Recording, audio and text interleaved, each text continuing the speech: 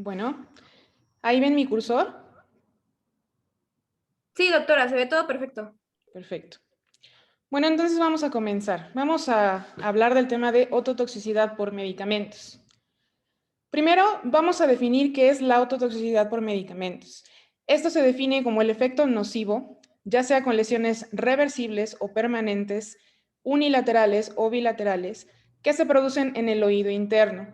Esto es ocasionado por diversas sustancias que se denominan ototóxicos y que van a afectar la audición, el equilibrio o bien los dos.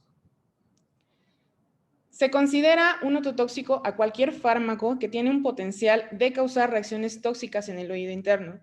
Este va a ocasionar daño a nivel de la cóclea, del vestíbulo, de los canales semicirculares o bien del nervio auditivo. Vamos a comenzar por los aminoglucósidos, que son los ototóxicos más conocidos.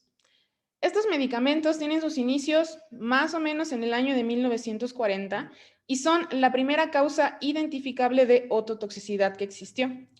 Estos medicamentos inhiben a la subunidad ribosomal 30S y en sus inicios se desarrollaron para el tratamiento de la tuberculosis y de otras infecciones mortales. Por su amplio espectro y por su gran efectividad, en su momento se utilizaron muchísimo en 1940, hasta que se comenzaron a reportar los efectos tóxicos de estos medicamentos, ya sea a nivel del equilibrio o bien de la audición. Tanto que uno de ellos, la dihidroestreptomicina, se tuvo que suspender, se tuvo que dejar de vender por su alto efecto ototóxico. Sin embargo, muchos de ellos se siguen utilizando porque, como bien mencioné, tienen un amplio espectro y nos funcionan para muchos tipos de infecciones.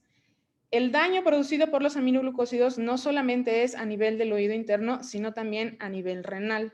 Se ha visto que muchos medicamentos que son ototóxicos son también nefrotóxicos. Sin embargo, no existe una relación clara entre el grado de ototoxicidad y nefrotoxicidad de estos medicamentos.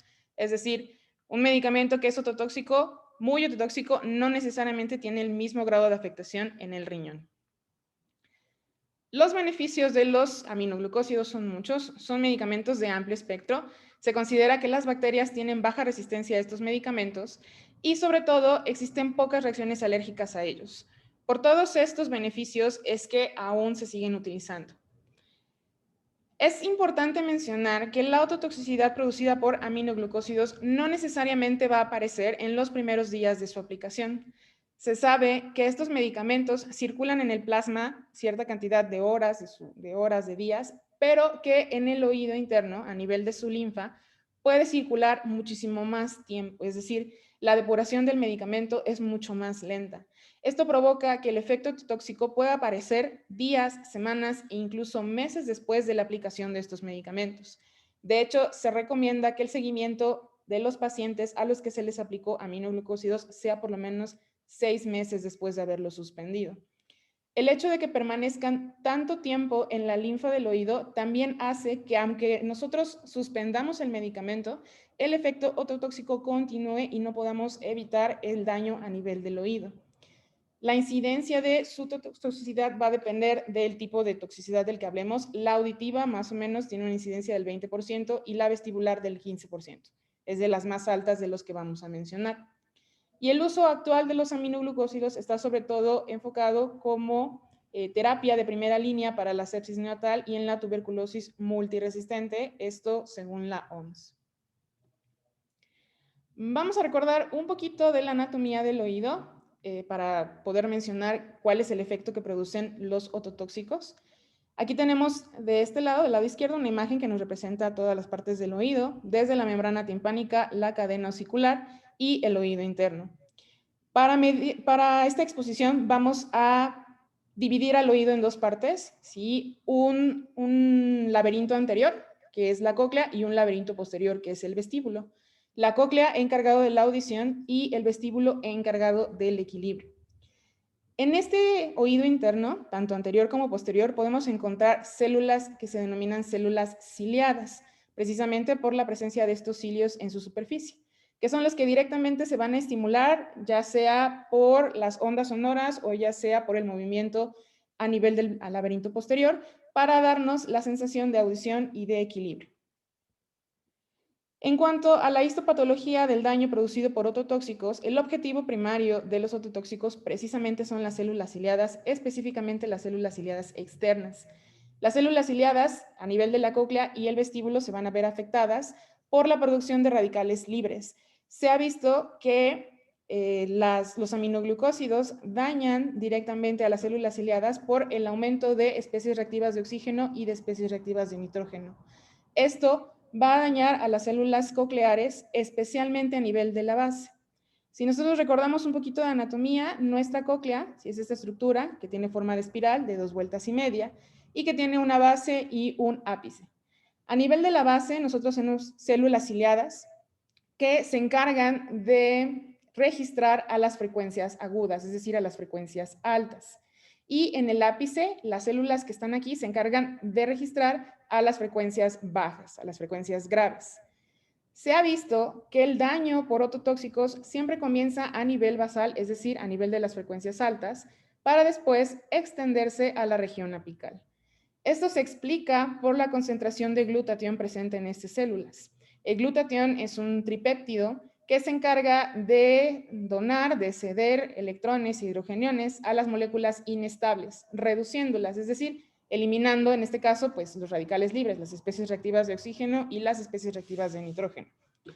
La cantidad de glutatión a nivel basal es mucho menor que a nivel apical. Esto hace que las células basales sean las que primero se van a dañar y esto va a ser clave para el diagnóstico de la autotoxicidad por medicamentos.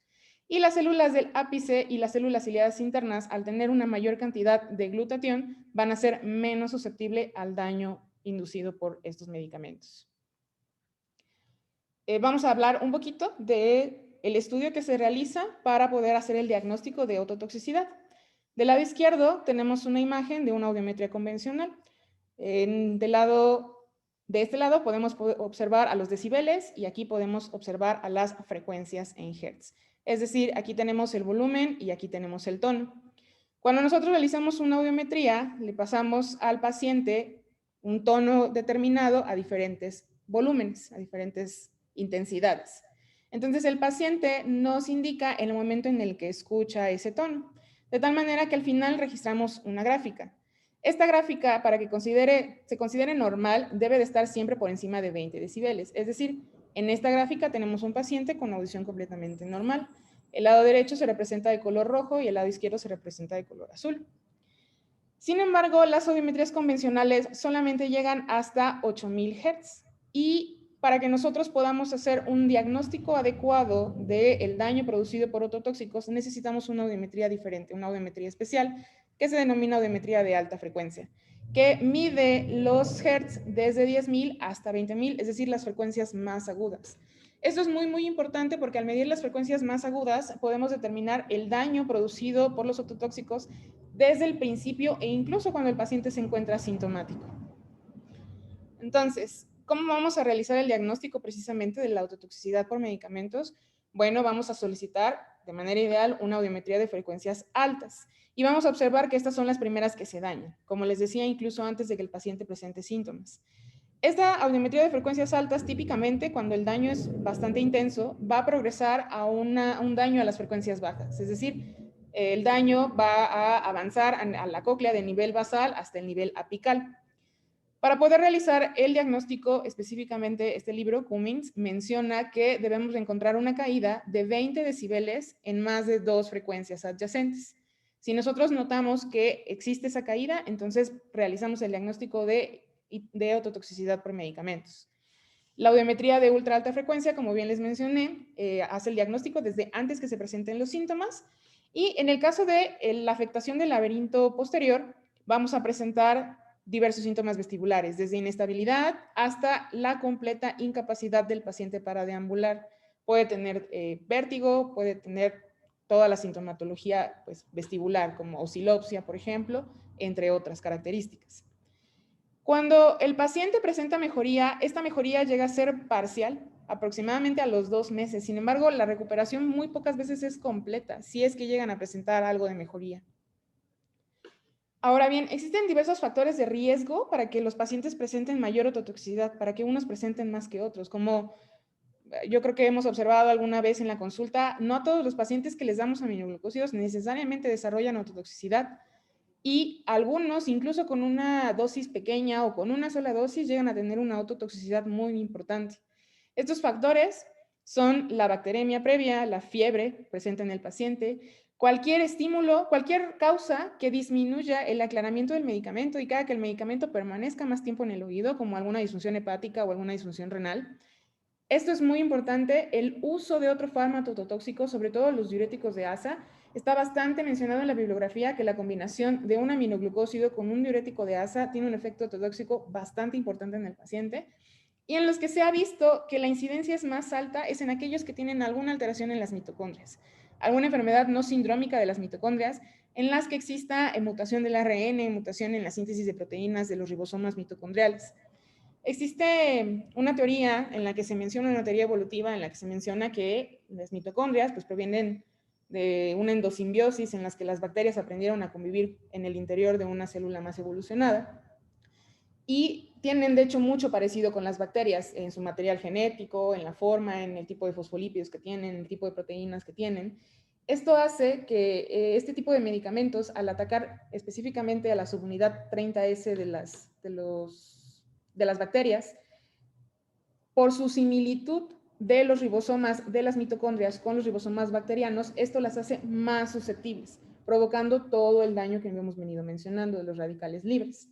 Además, si el paciente presenta una mutación extra, una mutación mitocondrial, pues va a ser muchísimo más susceptible al daño por ototóxicos. Estas mutaciones mitocondriales son frecuentes, se llegan a reportar hasta en el 17% de los pacientes con pérdida auditiva secundaria al uso de aminoglucósidos. Entonces, desafortunadamente es algo que no podemos saber, no podemos adivinar y es un dato pues, bastante importante. Cummings menciona un ensayo clínico controlado en China en donde se encontró un efecto beneficioso de los salicilatos durante el tratamiento con aminoglucósidos, aunque todavía no hay nada definitivo. Vamos a hablar ahora un poquito de los antineoplásicos. Los antineoplásicos, principalmente el cisplatino, porque es el que más vemos relacionado con este efecto tóxico. El cisplatino es un antineoplásico que se utiliza en cáncer de ovario, de testículo, de vejiga, de pulmón, cáncer de cabeza y cuello en general. Muchos cánceres de cabeza y cuello se tratan con cisplatino. Y tiene un efecto tóxico muy, muy, muy importante, muy severo. Su ototoxicidad, igual que la que venimos mencionando anteriormente, se relaciona con la producción de especies reactivas de oxígeno y de especies reactivas de nitrógeno. Este es un quelante que además impide la división celular, la replicación del material genético y produce un daño directo a proteínas, lípidos y el ADN celular. De igual manera, las células ciliadas externas a nivel basal son las más susceptibles. Las frecuencias que se dañan primero son las frecuencias altas. El cuadro clínico del cisplatino es mucho más agresivo en los niños. Se presenta como una hipoacusia bilateral, simétrica y permanente. Llega a ser tan agresivo que a dosis altas en los pequeños llega a causar hipoacusia en el 100% de ellos. Y otro de los síntomas que refiere el paciente es acúfeno, ya sea transitorio o permanente de 2 al 36%. Los factores de riesgo para desarrollar ototoxicidad por cisplatino son los extremos de la edad, niños muy pequeños, menores de 5 años o personas mayores de 55 años. Se ha visto que los varones tienen mayor riesgo de ototoxicidad, no se sabe realmente la razón, pero sí se ha visto una mayor incidencia.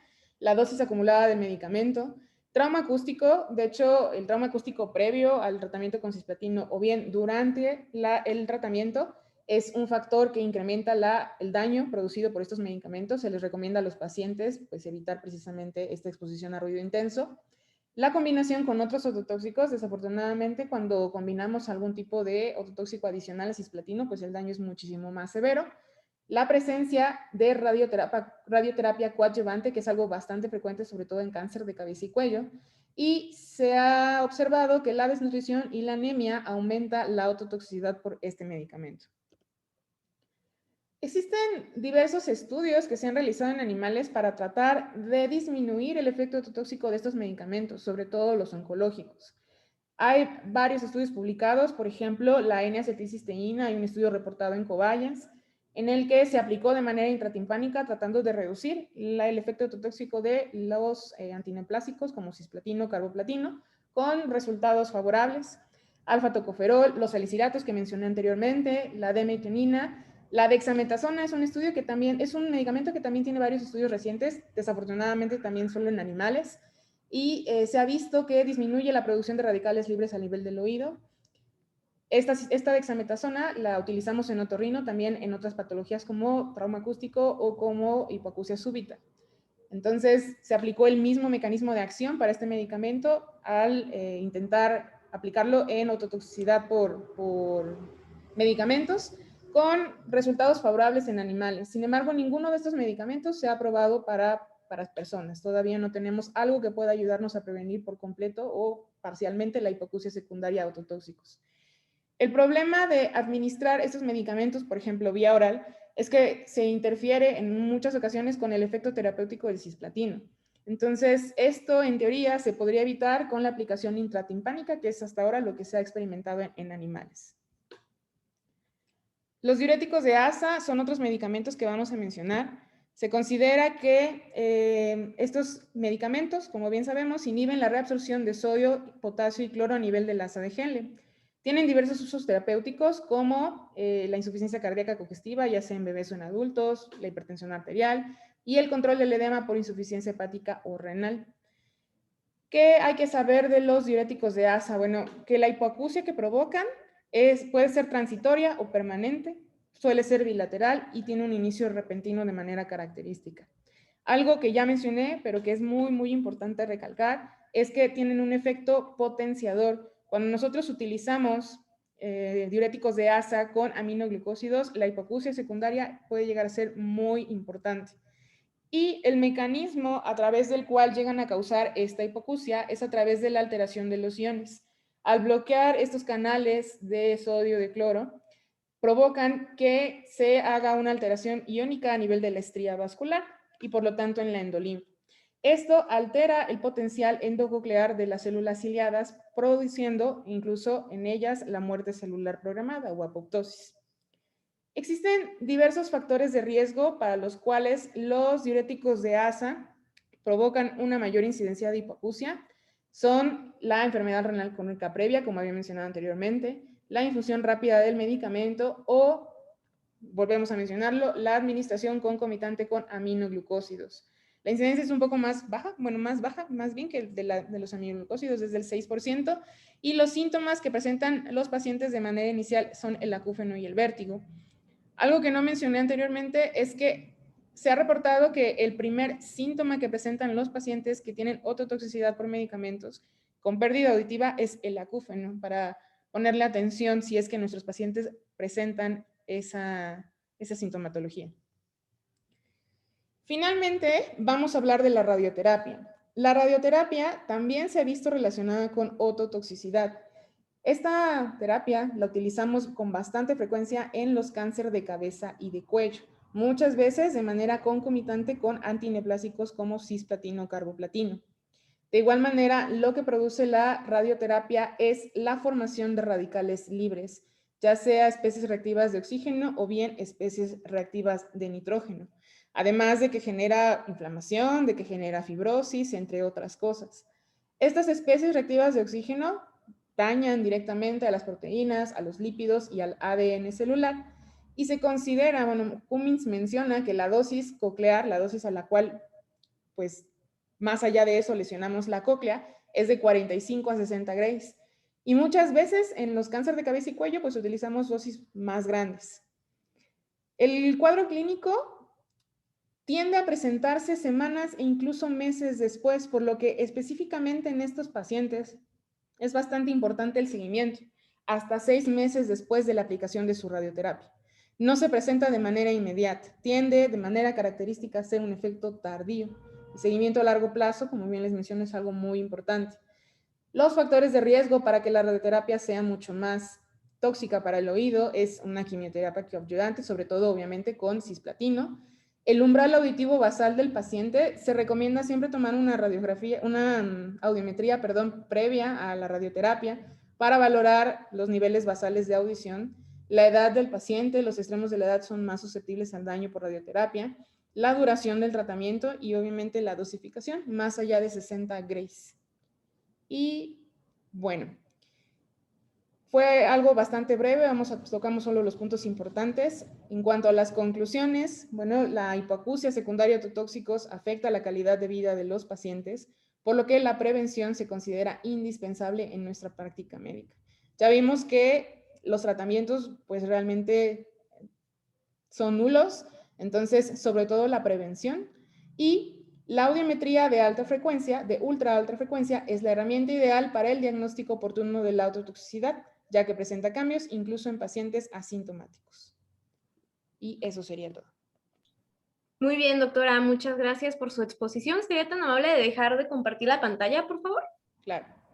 Muchas gracias, doctora. A continuación vamos a pasar con nuestro doctor. Igual les comento, como es la primera vez que estamos en otorrinolaringología, me gustaría presentarlo. Voy a leer un poquito de su currículum porque tiene bastante, así que aquí voy. Hablamos con el profesor titular de otorrinolaringología de la Universidad Autónoma de Coahuila, Facultad de Medicina UT, adscrito y profesor de especialidad de otorrinolaringología en IMSS, Centro Médico Nacional Torreón número 75. Tuvo su estancia en House Ear Institute, en el Departamento de Implante Coclear, Hospital Universitario Joaquín del Valle Sánchez ADC, profesor titular, director del curso de cirugía otológica IMQ, autor y coautor en publicaciones y revistas indexadas y libros de especialidad, profesor de diferentes cursos nacionales en cirugía del oído, expresidente del Colegio de Otorrinolaringología de La Laguna y actualmente privada Hospital en Ángeles de Torreón. El doctor Isaac Montoya, muy bienvenido, doctor, es un honor tenerlo como nuestro mentor en otorrinolaringología. ¿Cómo está? Hola, buenas noches a todos y primero que nada, muchas gracias por la invitación. Estoy pues muy complacido de poder participar, es un área que me gusta bastante, la enseñanza, pues siempre he tenido cierta participación en la enseñanza a nivel local, estatal, nacional, ¿verdad? Tengo desde la parte de pregrado, pues obviamente con mi grupo en la universidad, o mis grupos que he tenido ya algunas generaciones, varias. Y en la parte de formación con los residentes, pues también es algo que disfruto bastante, bastante, llevarlos o irlos viendo cómo podemos transmitir algunas conocimientos y experiencias sobre todo, porque mucho es lo que los residentes mismos pues leen y analizan, pero también la parte de la experiencia que nosotros podemos dejarles de eso es muy importante.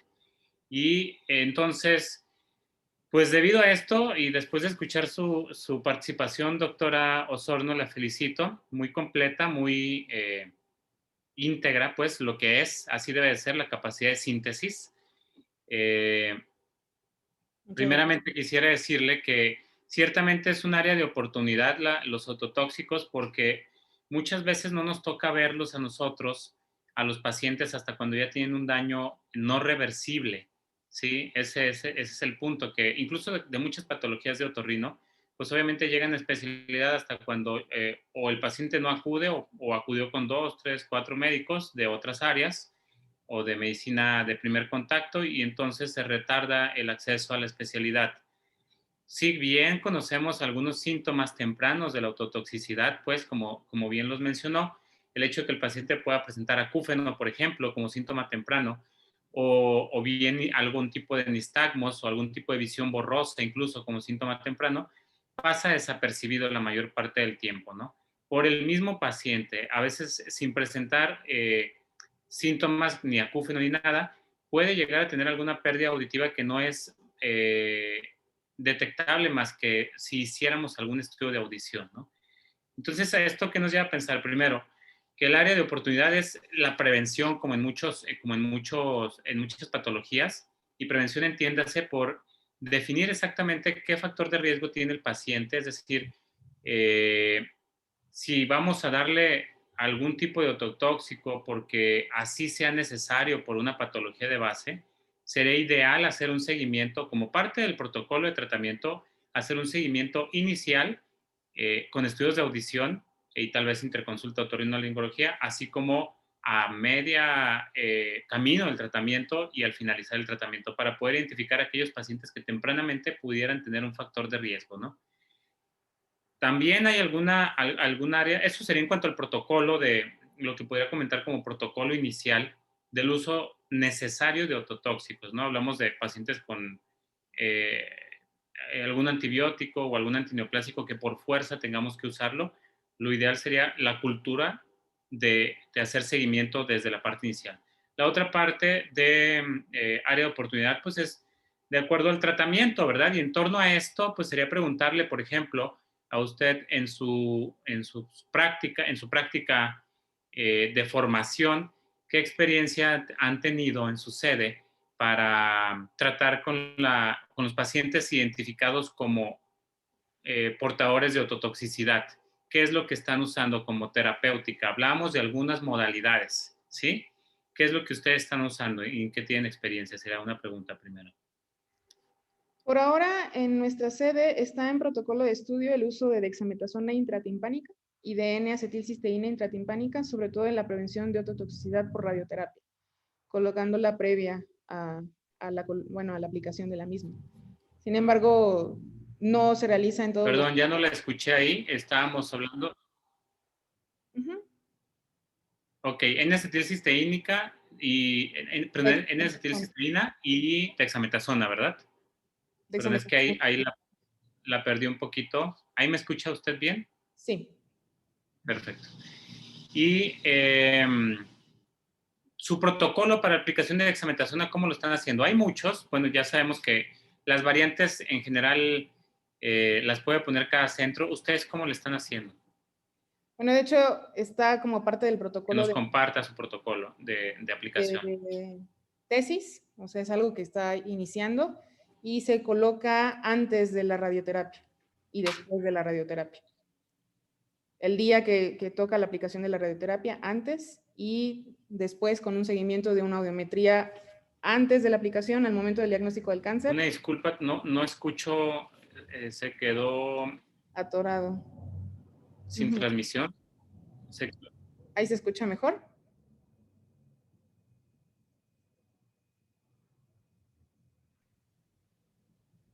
Tengo una conexión inestable, tal vez sea yo, perdón, disculpe, una disculpa.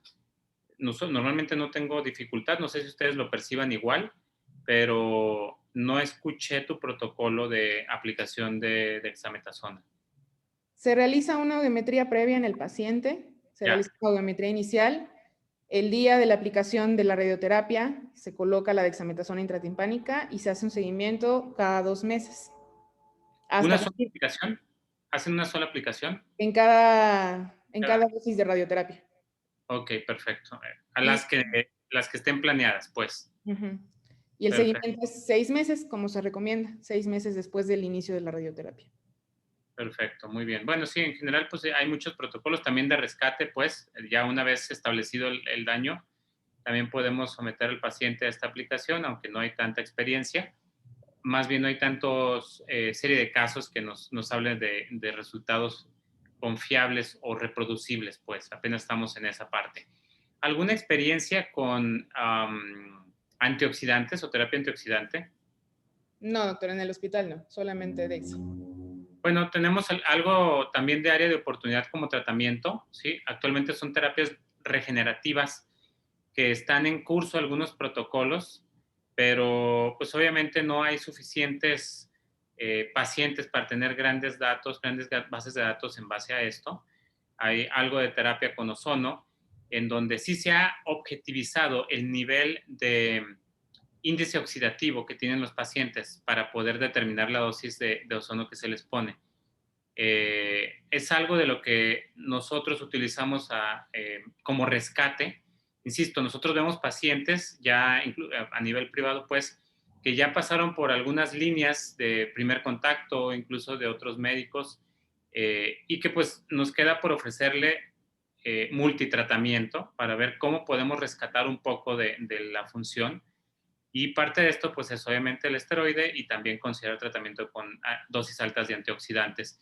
Sí, con buenos resultados, recuperación por lo menos parcial de la función y con un nivel de audición aceptable, ¿sí? De manera que sí podría recomendarlo. Bien, hasta este punto me gustaría también abrir la discusión, a alguien que pudiera tener alguna pregunta o duda o comentario. Por mi parte, yo te felicito, doctora. Tienes gran capacidad de síntesis en el tema, completa tu exposición y pues prácticamente ya a unos meses de que te gradúes, así que pues excelente, bienvenida al barco, ¿verdad? Gracias, doctor. Muchas gracias. Muy bien, doctor. Le comento, ahorita no hay ninguna pregunta ni por Facebook, porque para comentarles también estamos transmitiendo en vivo en Yo Soy Médico 17. Solamente tenemos comentarios y tenemos felicitaciones, pero ninguna pregunta, se las voy a leer.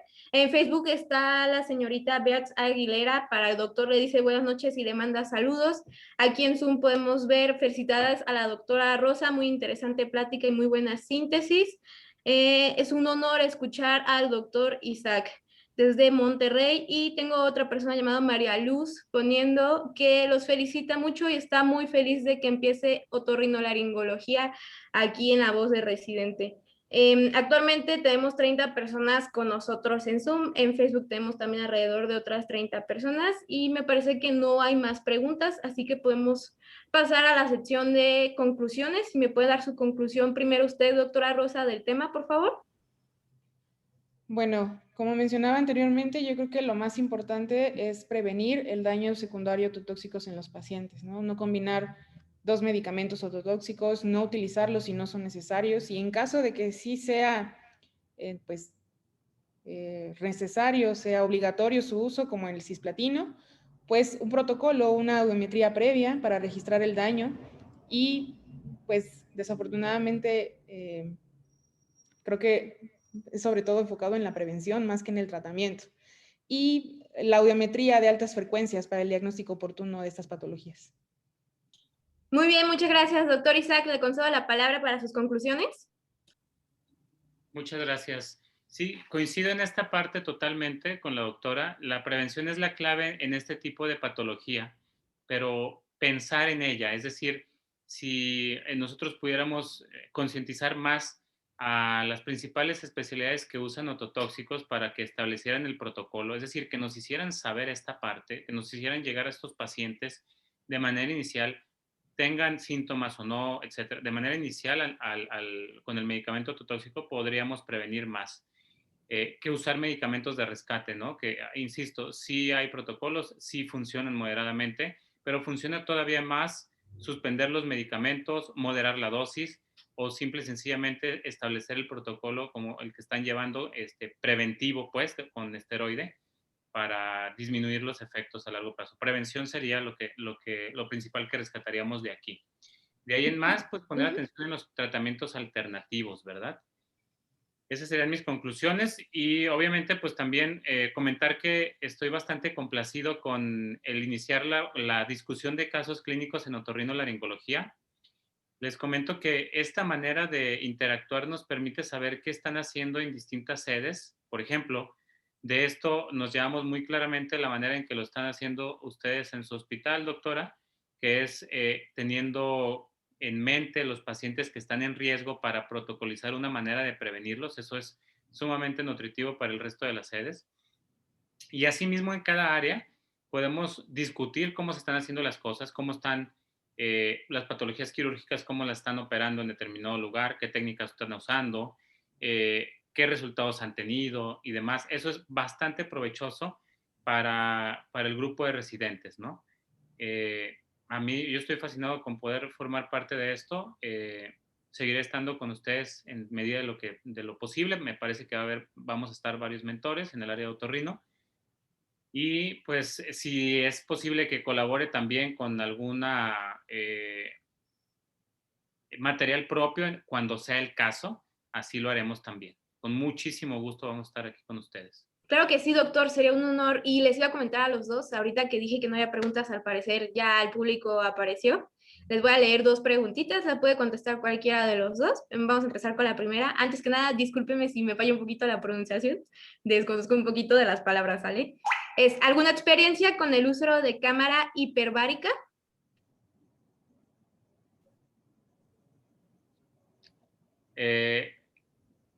Así como tratamiento para barrer los radicales libres, también hay varios protocolos que no tienen grandes grupos de pacientes.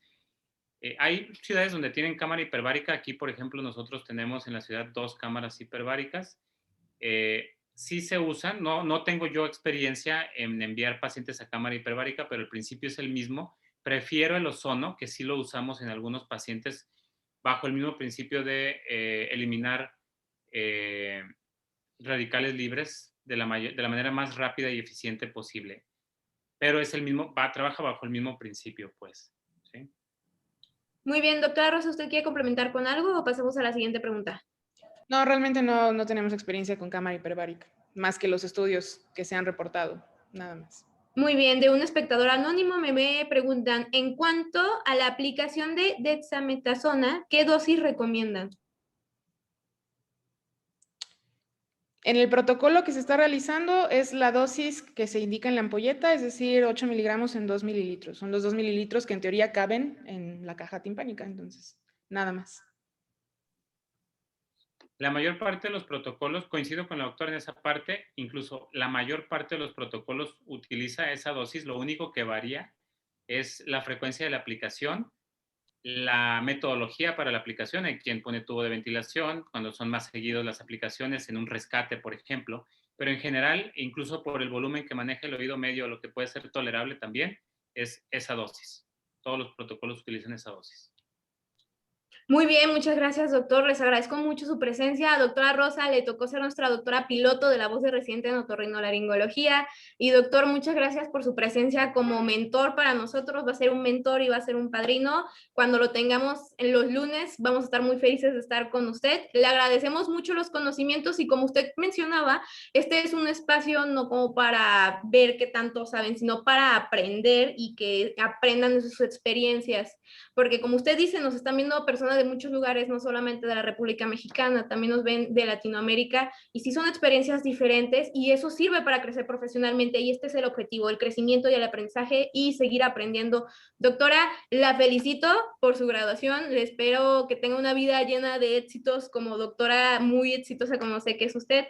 Doctor, un gusto conocerlo, espero verlo pronto, y me gustaría retirarme, no sin antes recordarles nuestras redes sociales, nos encuentran como Medical Legal Center en Facebook, en Instagram y en Facebook como La Voz de Residente. Y si ustedes se perdieron un poquito de este video y de la explicación de la doctora Rosa o del complemento del doctor Isaac, nos pueden encontrar en YouTube como Medical Legal Center.